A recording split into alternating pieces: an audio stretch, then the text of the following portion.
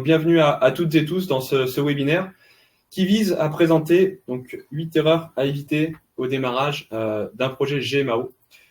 Donc sachez tout d'abord que, comme vient de le dire Franck, le webinaire sera disponible en replay.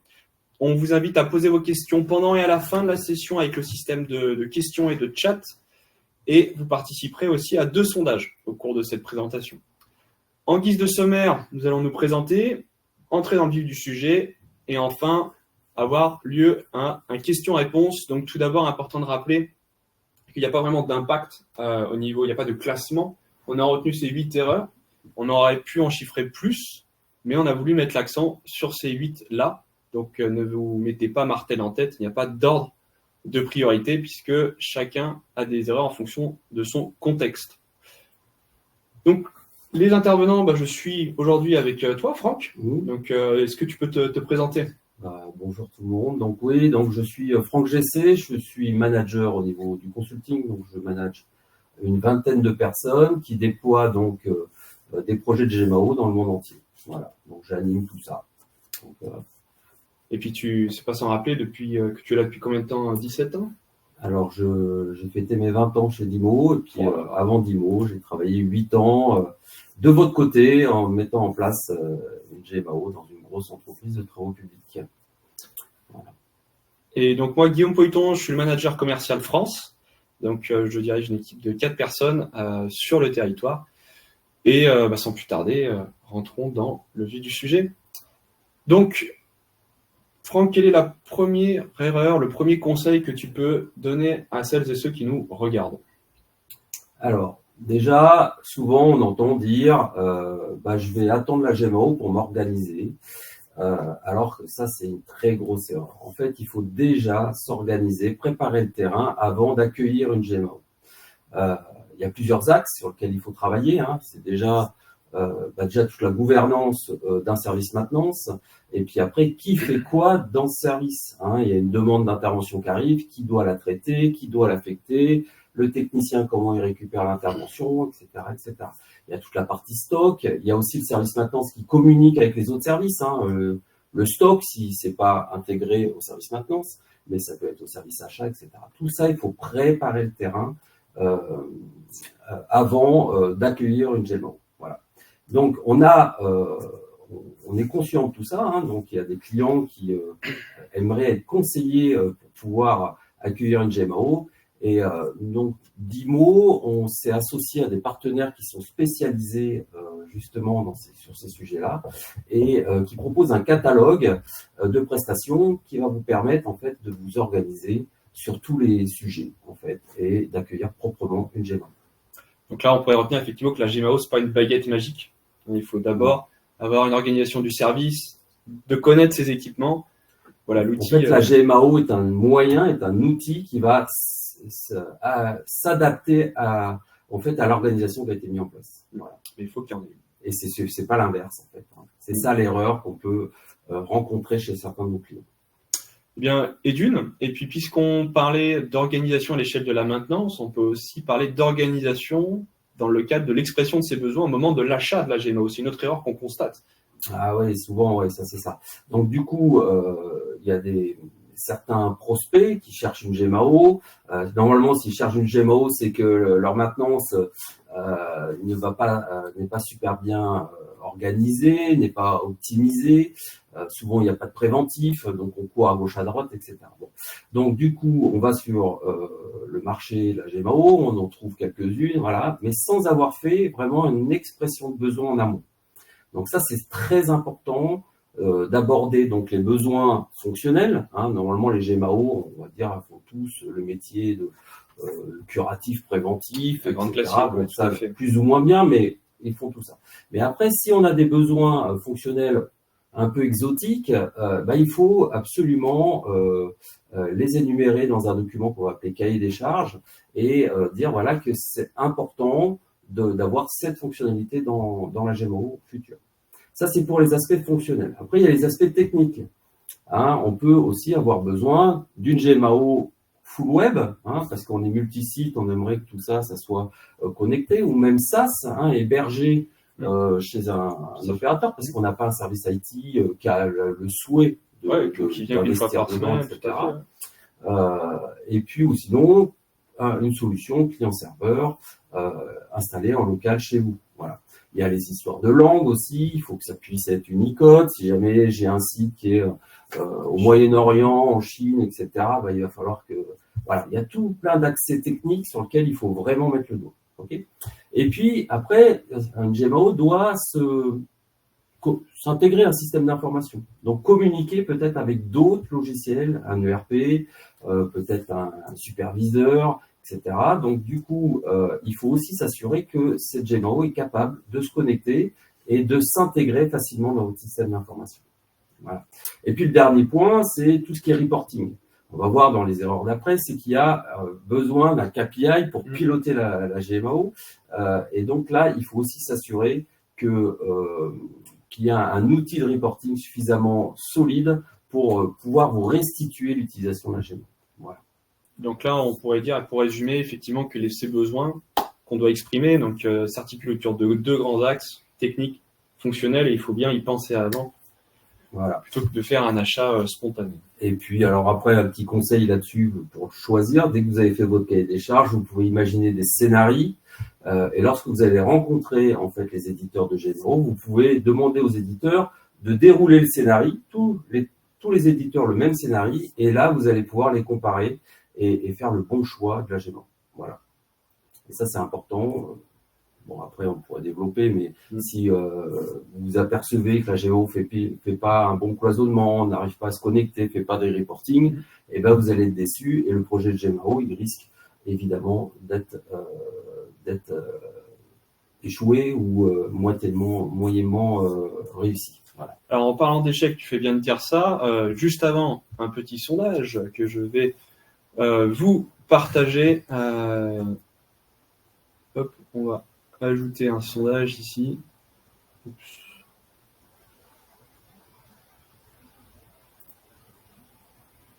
C'est pas ça?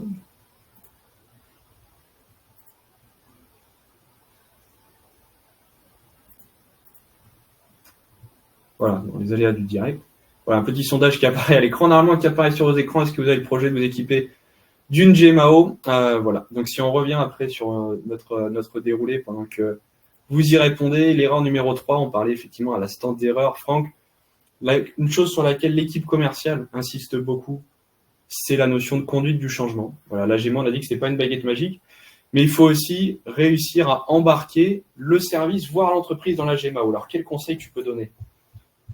Oui, donc l'erreur, c'est, si je complète ce que tu dis, c'est une GMAO, le projet il peut être réussi dans le sens installation, paramétrage, on a les données dedans, etc. Mais si les utilisateurs finaux l'utilisent pas, ça servira à rien et ça sera un échec. Donc du coup, il faut absolument que la direction soit embarquée dans ce projet, le top management, et que la direction communique en amont du projet, comme quoi il va y avoir un projet qui va arriver. Que ça va se passer comme ça et que ça va faciliter le quotidien des techniciens de maintenance et aussi que ça va permettre de piloter et d'axer les efforts là où il faut axer les efforts. Voilà. Donc la direction a aussi un deuxième rôle, c'est de donner des KPI. Donc ils vont dire, je veux un objectif, c'est mesurer tel indicateur et donc pouvoir le voir et voir si on évolue dans le bon sens, si on optimise cet axe-là. Okay. Donc ça, les KPI, ça c'est quelque chose de très important. Après, du coup, d'ailleurs, c'est une des idées, c'est les KPI lorsque les utilisateurs vont être formés sur l'outil. Après, il va falloir absolument mettre les KPI dans les ateliers pour donner du sens à tout ça et que les utilisateurs se rendent compte que ce qu'ils font dans la GMAO a un sens puisqu'ils vont voir évoluer les KPI et ils vont voir qu'ils participent à l'optimisation de la maintenance. Voilà. Donc, les utilisateurs il faut absolument les embarquer avec nous. Donc, il faut les embarquer dans l'équipe projet. Alors, on va pas prendre tous les utilisateurs de l'équipe projet. On va prendre des key users, on va bien les choisir. On va prendre ceux qui ont une affinité, une appétence avec le numérique, avec l'informatique, évidemment. Et puis, on va les faire participer au choix du paramétrage, de l'utilisation des fonctionnalités, etc. Et ces key users vont être porte-parole au sein des utilisateurs et vont être des exemples. Et tout ça, ça permet de fédérer tout le monde dans le projet et donc de fidéliser les utilisateurs à l'utilisation de la GMO. Ouais, donc ça, c'est vraiment capital parce que c'est vrai qu'il faut communiquer à tous les niveaux du projet pour donner, voilà, comme tu disais, du sens, pour établir les attentes précises de ce projet GMAO et voilà, d'impliquer en amont, comme tu disais, les utilisateurs finaux pour pas qu'on leur impose, qu'ils aient le sentiment qu'on leur impose le logiciel. Cette anecdote, ce qu'on entend souvent, c'est à quoi ça sert cette GMAO? C'est pour nous fliquer. Ah, oui. Ça, on l'entend souvent parce que du coup, il n'y a pas eu ce travail en amont pour donner du sens à tout ça. Ils ont l'impression qu'on met ça pour pouvoir les cadrer, les observer, etc. Alors que c'est avant tout un outil pour eux, pour travailler dans de meilleures conditions et d'être beaucoup plus efficace. Complètement, ouais. Ça permet d'avoir du factuel et non pas du ressenti. D'ailleurs, c'est une thématique sur laquelle nous allons revenir. Alors, pour l'erreur suivante, une anecdote, Franck. J'aimerais te partager cette anecdote qu'on a des fois. Une entreprise a son chef de projet de la GMAO qui part à la retraite. Alors, on le sait, mais voilà, les aléas du marché font qu'il part et il n'est pas remplacé. Donc, conséquence, il n'y a plus de chef d'orchestre. Le projet est au point mort. Les équipes de maintenance sont livrées à eux-mêmes. Quelle est l'erreur que tu vois là? Alors, l'erreur, forcément, c'est qu'un chef de projet, qu'est-ce que c'est? C'est un pilote, hein, c'est un coordinateur, c'est celui qui dirige l'évolution du projet, gère les aléas, etc. S'il n'est plus là pendant la phase de déploiement, le projet il risque d'être fortement compromis. Donc, il faut absolument que le chef de projet soit disponible tout le long du projet. Et d'ailleurs, on va parler un peu de la disponibilité. Qu'est-ce que c'est qu'un chef de projet? Donc, le chef de projet, ça va être quelqu'un qui va faire la maîtrise d'ouvrage du projet du côté client. Normalement, si vous achetez une GMAO, vous allez aussi avoir un consultant chef de projet côté intégrateur. Et les deux, en fait, sont les deux pilotes de chaque côté et font en sorte de communiquer dans chaque entreprise pour remonter les problèmes du côté de l'intégrateur, communiquer avec l'éditeur pour éventuellement faire évoluer les logiciels si il faut. Et puis du côté client, c'est communiquer en interne, toujours donner du sens, organiser les réunions, affiner tout ce qui est organisation, qui est compromise des fois par la mise en place de la GMAO, etc. Donc ces deux pilotes sont en fait main dans la main tout le long du projet. Et il faut que ces deux pilotes aient beaucoup de disponibilité. On va dire 80% du temps d'un chef de projet est nécessaire au démarrage du projet. Ça peut redescendre à peu près à 50% pendant le lancement du projet, puisqu'après on a distribué le travail un peu à toute l'équipe projet. Et puis après, au moment de la mise en production, là, il y a un état de crise, hein, c'est-à-dire qu'il faut être très vigilant pour que tout se passe bien. Et là, du coup, on peut remonter à 80%. Il faut que le chef de projet soit le même du début jusqu'à la fin. Ça, c'est important, avec ce taux de disponibilité. Et quand je parle du début, c'est presque le début du choix de la GMAO jusqu'à sa mise en production. Hein. Donc, comme ça, il aura toutes les informations nécessaires pour pouvoir gérer correctement tout le projet. Alors là, ça me paraît important de préciser parce que notre GMAO est quand même très fort pour adresser, en majorité, c'est la plupart de notre portefeuille des entreprises taille PME, ETI. Donc, il y a des responsables maintenance qui peuvent nous entendre en disant « Mais moi, je ne suis pas chef de projet, je suis responsable maintenance, j'ai mon activité quotidienne en plus. » Quand tu mentionnes 80% de disponibilité, est-ce qu'on est vraiment dans ces clous-là? Il faut avoir cette disponibilité pour démarrer un projet. Absolument. 70-80%. On ne peut pas être directeur industriel et dire « Je suis chef de projet. Je ne ferai pas le boulot nécessaire pour que le projet se passe bien. J'aurai pas le temps. » Voilà. Donc, l'autre idée, c'est de prendre des stagiaires. Alors ça aussi, on rencontre beaucoup. Alors un stagiaire sur 3 ans, ça peut être une ressource, il peut intégrer une équipe projet. Le problème, c'est que si jamais il quitte l'entreprise parce qu'il finit son stage, il quitte l'entreprise, et du coup, le projet va s'effondrer. Donc, il faut trouver une personne suffisamment pérenne dans l'entreprise avec assez de disponibilité. Voilà. Donc après, allez voir aussi votre service IT qui sait gérer ça et normalement a des équipes de responsables d'applicatifs ou gestionnaires de projets informatiques qui peuvent vous aider là-dessus. Voilà. Il ne faut pas sous-estimer cette charge que ça implique Et donc souvent, voilà, c'est ce qu'on disait, on doit conjuguer l'activité quotidienne plus la GMAO. Donc voilà, il y a des astuces qui existent. On rencontre aussi des fois où il y a des binômes. Il y a deux chefs de projet. Alors, c'est bien et c'est pas bien parce qu'il y a des backups, il y a la disponibilité, mais là, du coup, vous allez perdre en communication et surtout, après, il y a des fois, on ne sait pas qui fait quoi. Donc, voilà. Donc, je vous préconise surtout de trouver une personne unique, pérenne pendant tout le projet, disponible un maximum de son temps. Donc, en conclusion, quelqu'un qui soit là avant, pendant, après. Et après, oui. Très bien. On passe à l'erreur suivante. Franck, on dit souvent chez moi qu'il ne faut pas mettre la charrue avant les bœufs. Et je trouve que ça s'applique plutôt bien au déploiement de la GMAO. T'en penses quoi? Oui, alors la GMAO, vous savez, c'est un outil qui est extrêmement complet au niveau fonctionnalité. On va faire tout ce qui est métier, curatif, préventif, etc. Mais il va y avoir le stock et les achats. Alors, si vous commencez à partir sur ce genre de fonctionnalités, vous savez qu'il y a des logiciels qui font que du stock, des logiciels qui font que des achats. Toutes ces fonctionnalités sont embarquées dans la GMAO. Donc là, du coup, il faut y aller étape par étape. L'erreur qu'on fait, c'est de dire, allez, je vais mettre tous mes ateliers, toutes mes lignes de production, et je veux mettre le curatif, le préventif, le stock, les achats, et le reporting, et tout ça en même temps. Voilà. Donc, du coup, là, ce qu'il faut, c'est vraiment y aller étape par étape et trouver un moyen de scinder.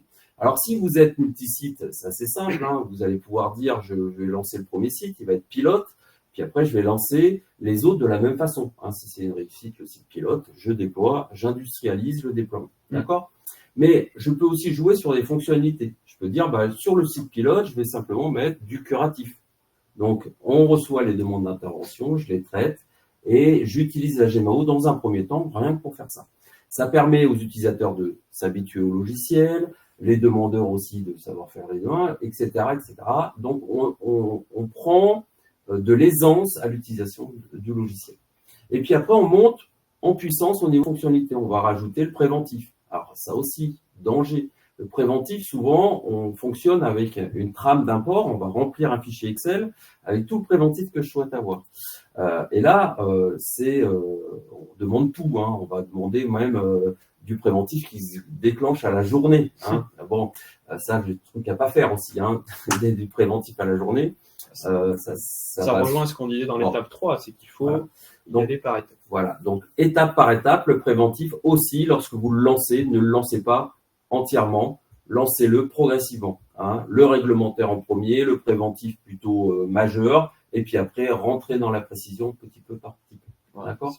Donc voilà, donc trouvez des étapes intermédiaires au projet. Un projet, en fait, pour qu'il soit réussi, c'est qu'on lui a fixé un objectif, d'accord ? Et l'atteinte de l'objectif définit la réussite du projet, d'accord ? Donc, si l'objectif il est très haut, et du coup, on va être dispersé, on va pas savoir vraiment comment y arriver. Alors, le chef de projet va devoir créer un chemin de projet avec des objectifs intermédiaires qu'on va appeler étapes, et chaque étape vont aboutir à une réussite. Et là, il faut marquer les réussites. Il faut dire, ok, la première étape, voilà, la confiance des utilisateurs, de l'équipe projet et des utilisateurs finaux. Chaque étape est bien marquée par une réussite. Et à la fin, évidemment, l'objectif final est très important puisqu'il définit la fin du projet, le nombre de projets qui ne se terminent pas. Au niveau informatique, au GMAO, il y en a beaucoup. Donc là, le chef de projet doit démarrer le projet et surtout marquer la fin pour dire que ce projet est terminé, c'est une réussite, vous ouvrez le champagne, vous fêtez ça avec tous ceux qui ont participé et vous pouvez après utiliser pleinement la GMAO en toute confiance. Donc là, la conclusion de cette erreur, on va faire un parallèle cher à feu notre président qui nous a quitté au mois de mars, c'est que c'est comme une ascension en montagne, on a l'objectif et on jalonne, on fait des camps, on y va par étapes. Et à chaque camp, on prend le temps de mettre en avant l'étape accomplie. L'erreur suivante, c'est ne pas avoir une vision globale dès le démarrage. Alors, est-ce que c'est pas la même chose que d'y aller par étapes ? Alors, c'est un peu différent parce qu'en fait, il y a des clients, c'est un peu l'expérience qu'on a chez Dimo, il y a des clients qui ont une organisation multisite. D'accord ? Et puis, en fait, il y a un des sites qui souhaite une GMAO. Donc, du coup, il achète une GMAO Et puis après, l'autre site d'à côté dit, oh, bah tiens, c'est bien ce qu'ils font, tiens, je la veux, puis je veux m'intégrer à la GMAO, etc. Et puis le troisième et le quatrième. Voilà. Donc, en fait, du coup, nous, on rencontre, et nos clients rencontrent énormément de problèmes pour intégrer une entreprise, un site, pardon, dans une GMAO qui est déjà paramétrée avec l'organisation du premier site. D'accord ? Donc là, ce qu'il faut faire absolument, si vous êtes multisite, et même si vous ne voulez pas les démarrer tous en même temps, ça c'est normal, mais du coup, bien préparer le terrain, c'est-à-dire faire une conception générale. Ça c'est indispensable. C'est-à-dire qu'on met un représentant de chaque site autour de la table et on va définir ensemble comment tout le monde va utiliser la GMAO. Donc, c'est des sujets très simples. Hein. Par exemple, dans le curatif, quand on subit du curatif, on va typer les interventions. Donc, on va typer dépannage, curatif, correctif, panne, etc. Donc, chacun va avoir son propre terme, sa propre sémantique. Bah, rien que déjà de se mettre d'accord qu'on va utiliser, par exemple, curatif, hein, du coup, ça va simplifier le paramétrage. Alors, en fait, ce qui se passe, c'est que du coup, si l'entreprise ne fait pas ce travail-là et qu'on veut réintégrer un site dans un paramétrage, là, du coup, il va falloir torturer le cloisonnement, le paramétrage, la facilité de paramétrer aussi dans le logiciel. On va arriver aux limites de façon à intégrer toutes les particularités d'organisation de chaque site. Voilà. Et donc, après, ça risque d'être une usine à gaz dans le paramétrage, parce qu'on sait, on est dans tel site, il fonctionne comme ça, on est dans tel site, il fonctionne comme ça. Hein. Alors, ça marche pour une monobase. Hein. Là, je suis en train de vous dire que tous les sites intègrent une seule GMAO, d'accord. Si jamais vous partez dans l'idée où vous avez une GMAO par site, et l'intérêt que tout le monde fonctionne comme ça, c'est d'avoir les mêmes indicateurs. La même organisation. Si vous avez du turnover et un technicien qui passe d'un site à un autre, il ne va pas être perdu. Si vous sortez des KPI, vous voulez comparer les KPI de chaque site, ils vont avoir la même structure. Donc, ça, c'est important pour avoir une vision globale de l'entreprise. Vraiment capital. Et puis, c'est aussi une autre anecdote sur le sujet. Je me souviens d'une entreprise qui, effectivement, était très demandeuse. Ils ont démarré sur le sujet. Et ce qui était marrant, c'était le stock qui était codifié pour aller rapidement, et puis ils se sont dit de toute façon il n'y aura que nous. Le stock c'était 0, 001, 002, sans aucun sens. Et du coup même la codification n'est pas prévue pour durer dans le temps.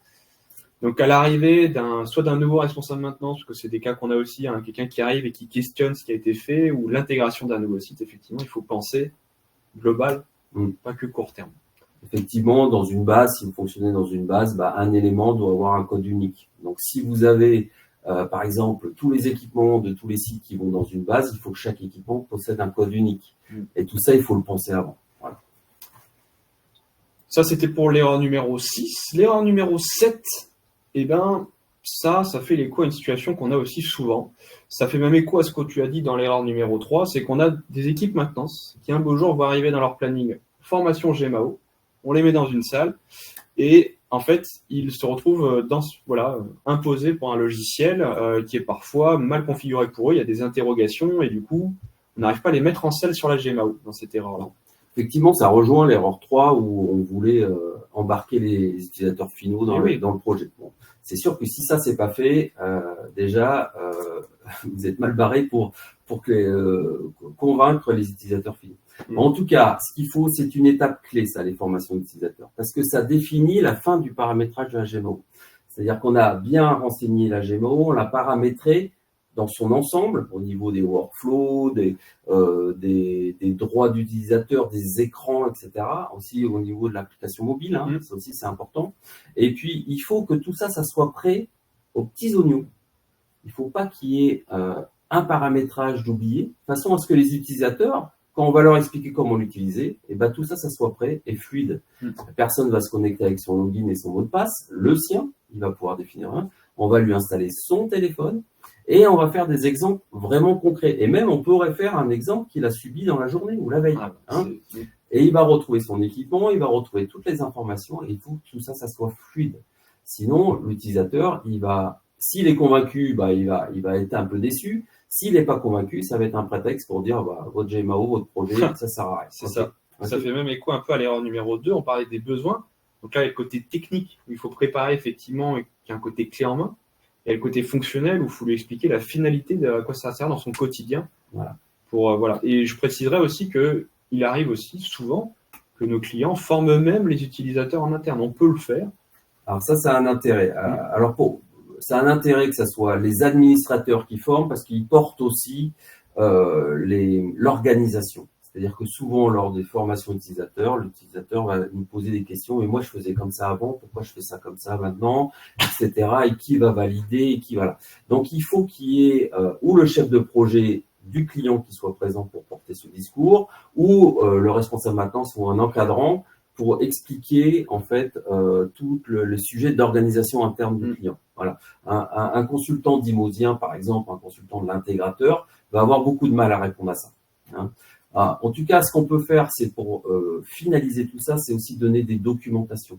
Alors, où on fait un tutoriel, une vidéo qui est accessible sur votre intranet et qui permet au client, à l'utilisateur final de retrouver une procédure sur une vidéo. Ça peut être papier, alors on n'aime pas trop le papier, mais c'est un truc bien fait sur une page pour expliquer comment faire un bon travail, un compte rendu d'intervention. Ça, c'est très intéressant.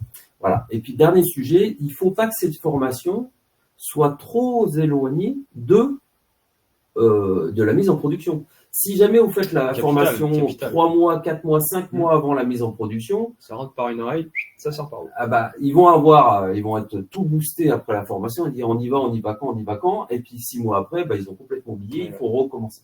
Donc là, il faut vraiment trouver le bon compromis entre la préparation de la base de GMAO, la GMAO, et la mise en production. Il faut que ça soit vraiment au bon moment. Et le bon moment, c'est 15 jours, 3 semaines avant maximum la mise en production. Donc, clé en main, finalité expliquée, mais à proximité du démarrage. Dernière erreur, alors je rappelle pour ceux qui sont arrivés en cours de route, on a listé 8 erreurs, on aurait pu en mettre 15, voire plus, mais on a voulu faire l'accent là-dessus, il n'y a pas de classement. Mais cette erreur, elle est souvent fréquente, c'est que, alors si nos GMAO proposent des outils d'import de données d'une grande simplicité, l'étape d'inventaire des données peut représenter un travail qui peut se compter en mois en cas d'erreur. Voilà, donc en fait, effectivement, quand on anime un projet, donc le chef de projet, il va estimer un temps nécessaire pour venir récupérer les informations nécessaires au fonctionnement de la GMAO.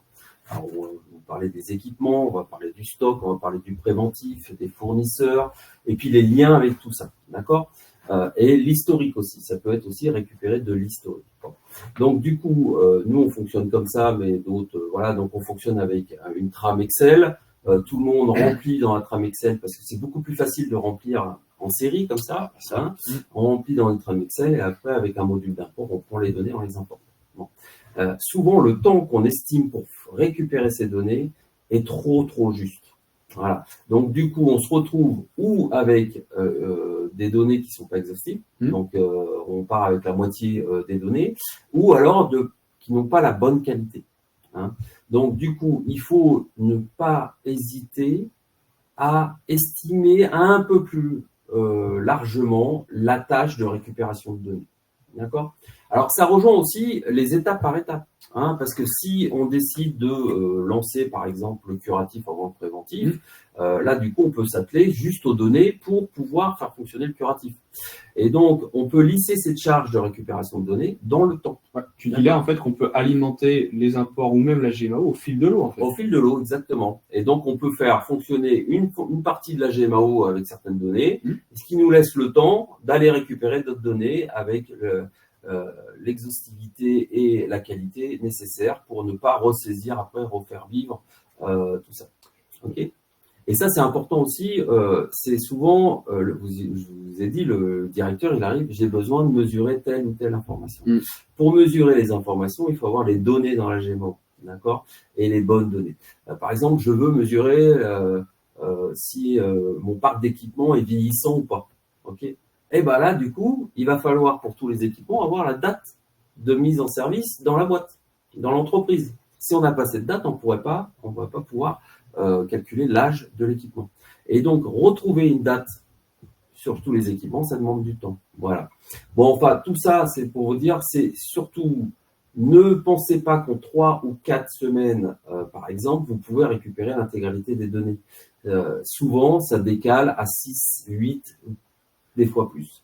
Et donc, tout ça, ça fait décaler le projet et du coup, et ben, ça crée un peu de déception à l'équipe projet. Et voilà. Donc, il vaut mieux prévoir large là-dessus. Donc là, il faut voilà, anticiper de nouveau, jalonner, éviter de faire en urgence un inventaire à la dernière minute et ne pas se mettre martel en tête en disant quand je démarre ma GMO, il faut que tout soit dedans. On peut le faire vraiment au fil de l'eau et on a des GMO très flexibles pour récupérer après coup. Voilà pour le tour d'horizon. Dernier sondage qui va apparaître sur vos écrans, c'est-à-dire est-ce que vous avez besoin d'accompagnement? Est-ce que vous sentez que vous êtes en train de commettre les erreurs que nous venons de citer? Voilà, donc le sondage qui devrait apparaître à l'instant. Donc pour conclure, D-Moment, c'est le partenaire idéal de votre projet. À l'instar de nos solutions de GMAO, nous sommes reconnus pour être flexibles dans le déploiement. Et ce flexible, c'est notamment ton équipe de consultants, Franck, qui savent très bien s'adapter à l'organisation, aux attentes de nos clients. Donc, ces consultants savent vous conseiller, vous orienter avec une méthodologie éprouvée et renouvelée depuis 28 ans sur plus de 5000 déploiements qu'on a effectués, aussi bien sur des PME, des ETI que des grands groupes.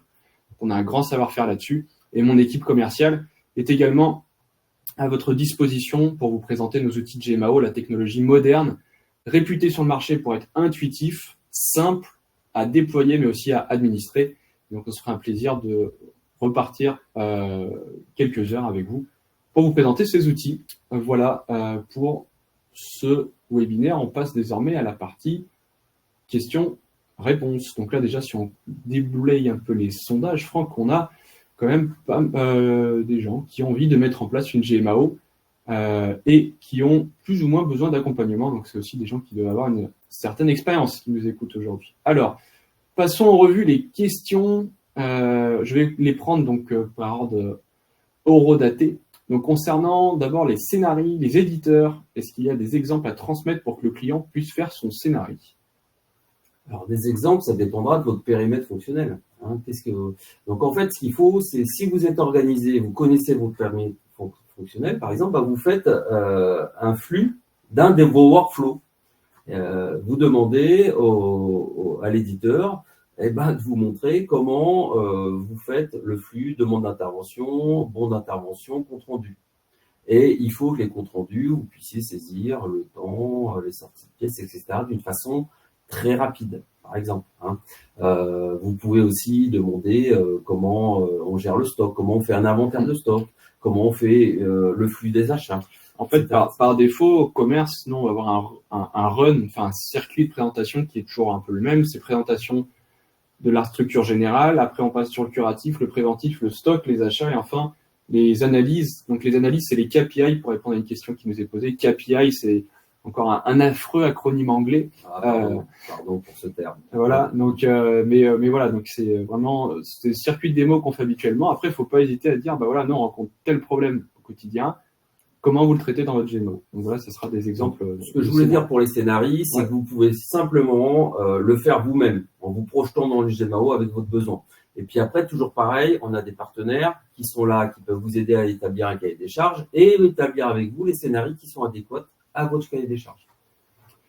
Donc après, question, si on parle d'un groupe d'entités de différents environnements et de différents équipements, pour une chaîne logicielle utilisant le même logiciel GMAO, eh bien, alors si on parle d'un groupe d'unités de différents environnements et différents équipements, alors ça rejoint un peu ce que tu disais sur la partie technique.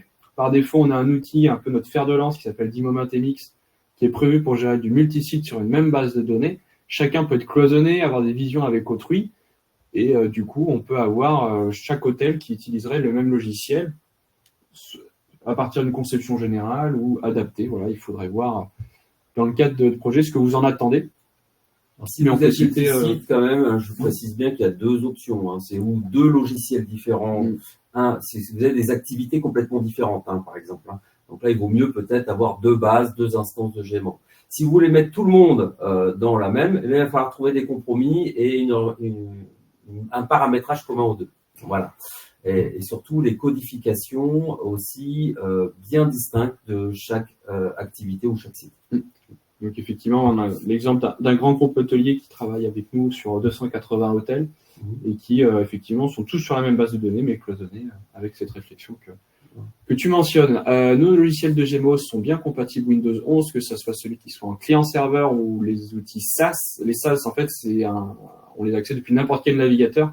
Donc, qu'importe la version, ça va tourner derrière. On nous demande une question d'interfaçage avec un logiciel de stock. Alors, le logiciel qui est ici précisé, moi, j'en ai pas connaissance, mais l'interface, c'est un sujet qu'on maîtrise chez Dimo. Et surtout le stock. Le stock et les achats. C'est les sujets qu'on rencontre le plus, avec évidemment les relevés de compteurs, hein, vous comprenez bien que si vous avez un superviseur qui collecte les compteurs des machines, au lieu de faire des relevés manuels à la main, vous pouvez récupérer ça des logiciels. Bon, en tout cas, tout ce qui est stock et achat, c'est vraiment les flux les plus importants qu'on rencontre lorsqu'on veut communiquer avec un ERP.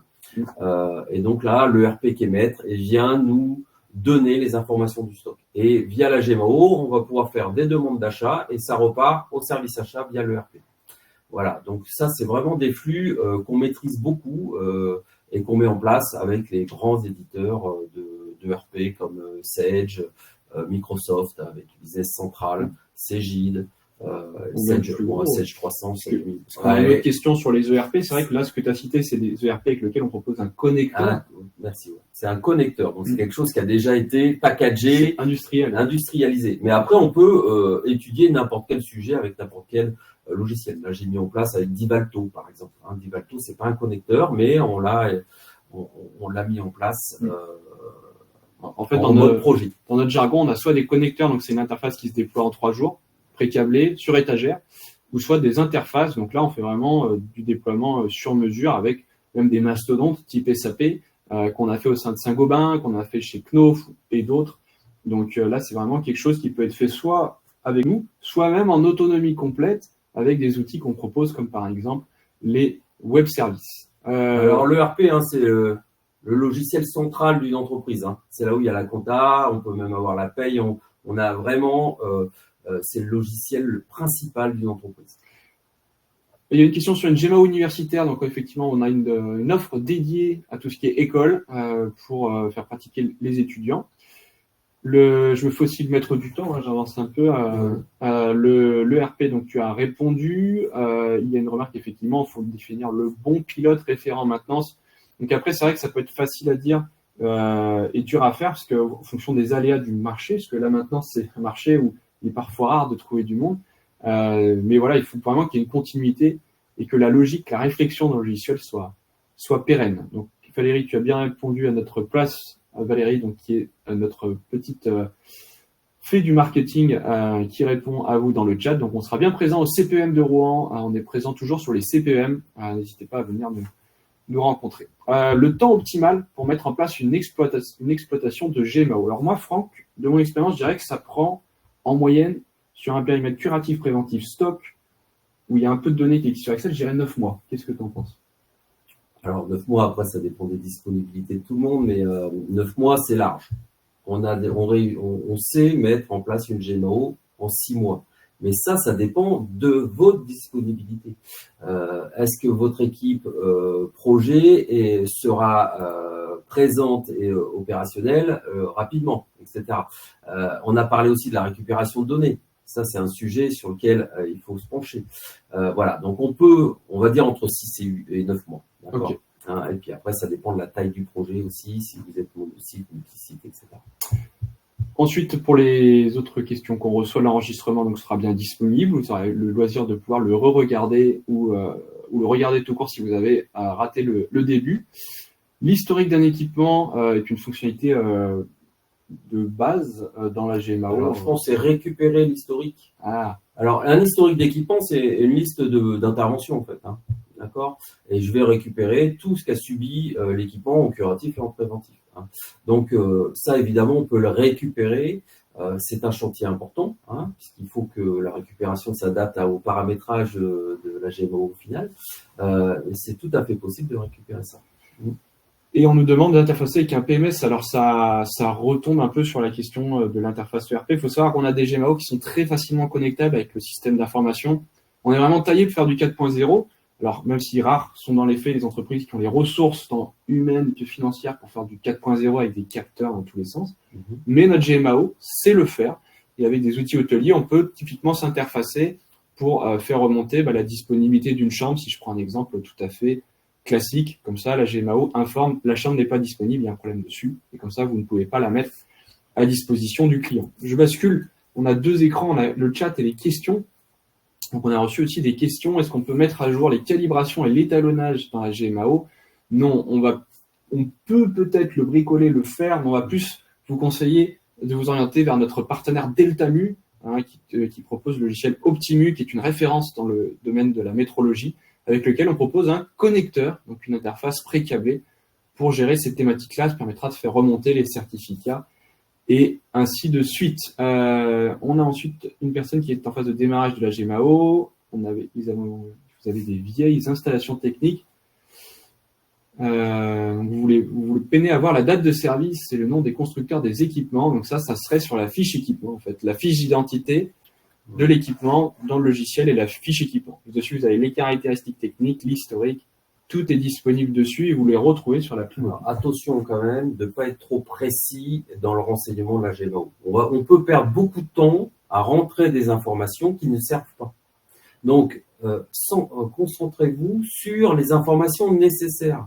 Si vous avez à sortir un indicateur qui a besoin d'informations, là, c'est important de faire la recherche de toutes ces informations. Si vous n'en avez pas besoin, n'allez pas dans le détail, n'allez pas dans la surqualité des informations. Donc, il y en a beaucoup aussi qui perdent du temps à rentrer des informations qui ne servent pas. D'accord ?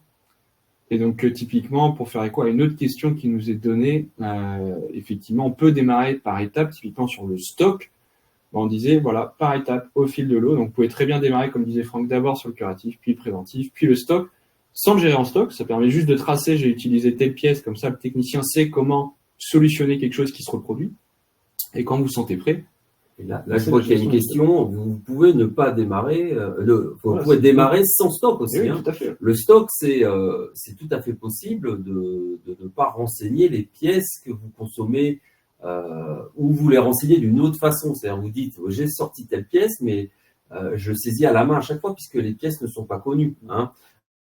Démarrer ou sans indiquer les consommations de pièces du tout, ou en indiquant en mode dégradé ce que vous avez consommé, mais en attendant que le stock soit organisé et que les pièces soient codifiées, etc. Donc après, on nous demande si on est interfacé avec le logiciel de contrôle Ensure. C'est plus dans le domaine de la santé, ça, je crois. Ça me parle pas, moi. Ensure, ça me parle, mais je ne sais plus ce que c'est. Enfin, on peut utiliser notre Joker, on l'a pas utilisé. Justement. Non. Moi, je dis oui. Après, si techniquement, il y a une base de données en face, un logiciel, et qu'il y ait des données qui puissent être envoyées d'un côté ou de l'autre, tout ça, ça s'étudie, ça s'analyse, et on peut sûrement faire quelque chose. Oui. On a une question, une remarque. Apparemment, quelqu'un qui utilise Dimo et qui aurait qui a un problème de déploiement avec une architecture multi-tiers avec CLJX3. Si le cas te parle. Multi-tiers, je vois pas ce que ça veut dire tiers. On revient c'est multi-site peut-être. Alors, effectivement, on a fait évoluer le connecteur. Ouais. Donc en 2022 là-dessus, parce que le connecteur était construit mono-entité, enfin mono-site, une base X3 avec une seule entité de MX. Et là, on l'a fait évoluer pour qu'on puisse faire communiquer plusieurs X3 avec plusieurs entités de MX.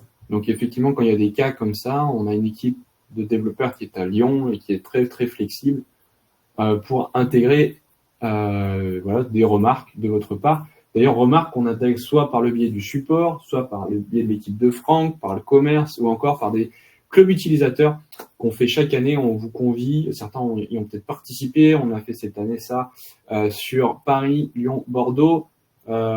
Demain à Toulouse et on l'a aussi fait à Nantes, donc on va le faire l'année prochaine sur d'autres destinations. Il y a une information qui peut vous intéresser, c'est qu'on a construit depuis 2 ans des Quick Start. Donc ça, c'est pour les très petites entreprises où il y a 1 ou 2 personnes au service maintenance.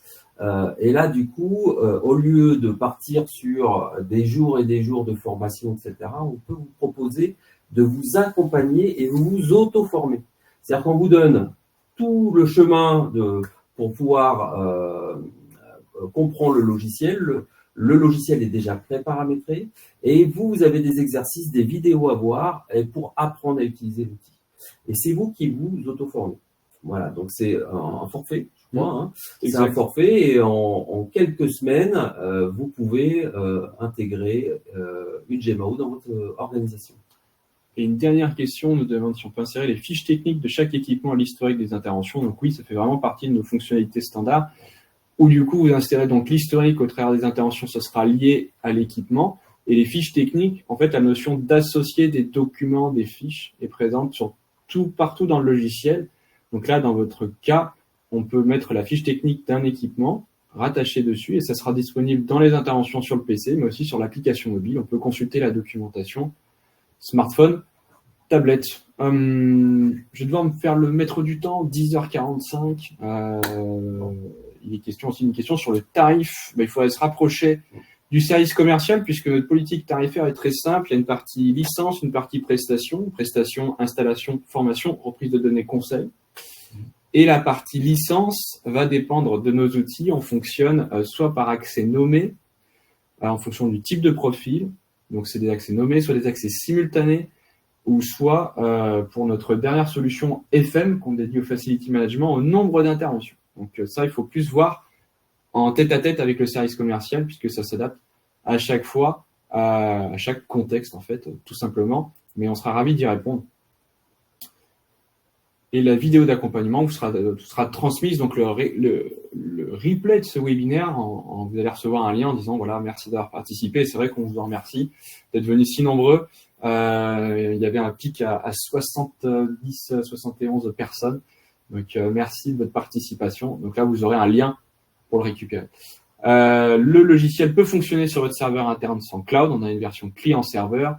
Et pour l'Ansure, donc effectivement, c'est plus sur le domaine biomédical. Donc ça, il faudrait plus, on vous enverra les coordonnées, Anthony, de Jean-Luc Sanjosé, qui est le directeur commercial, qui est mon responsable. Il chapeaute responsable France, que je suis responsable export. Et il fait toujours du terrain. Il est notamment, je crois qu'on l'a fait. Santé. Je crois qu'on l'a fait. On a déjà branché notre GMAO avec Antoine. On va revenir vers vous particulièrement. Voilà. Donc, et pour les questions qui arrivent, voilà, on va aussi revenir vers vous individuellement pour tenir le timing, puisqu'on note votre intérêt. On n'est pas, pourquoi pas refaire effectivement une session comme ça au regard du nombre de questions qu'il y a. Donc, n'hésitez pas à revenir vers nous, à nous contacter. Les équipes commerciales sont à votre disposition et les tiennent par la suite si on a le bonheur et l'honneur de travailler ensemble. Voilà. Ce sera avec plaisir. Merci Franck. Merci aussi. Merci à tous et toutes pour votre participation. On va donc devoir mettre un terme à ce webinaire. On est au bout du timing, mais c'est au plaisir qu'on rentre en contact avec vous quand vous voulez. On est à votre disposition et il me reste à vous souhaiter une excellente journée. Au revoir. Au revoir.